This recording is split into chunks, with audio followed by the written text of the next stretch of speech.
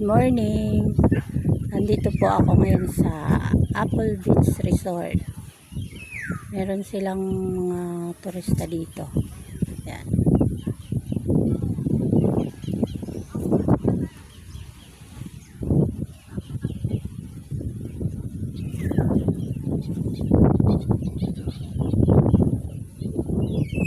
Ito po yung ambience ng Apple. Maraming mga native na duyan na pwede kang tambayan at marami pong mga puno.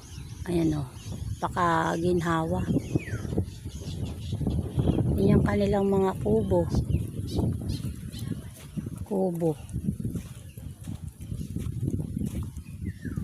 Ito po yung kanilang kubo. Kasya po dito yung 3 to 4 packs. With pan na po siya. 3 to 4 packs. Ayan. Tapos yung harap niya ganito. Makikita nyo. Ito po.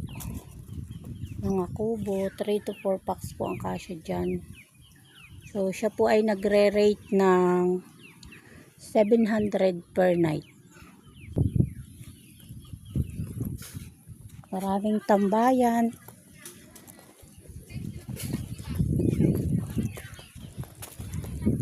Ito po yung kanilang harap. Ayan. Pagbaba mo, tubig na siya. May tubig, tapos may kubo sila na nandun.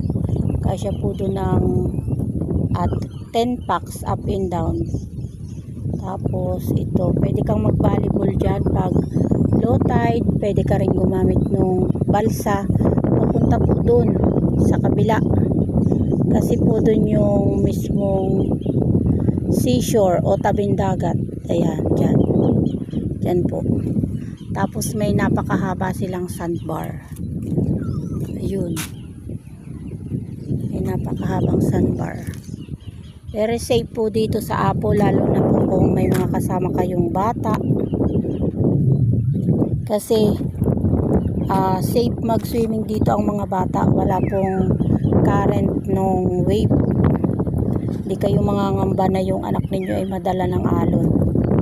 Ayan, napaka-safe po. Tapos doon sa medyo green na po ang kulay ng tubig, yun po ay malalim. Pwedeng maglangoy doon ang matanda. Ito.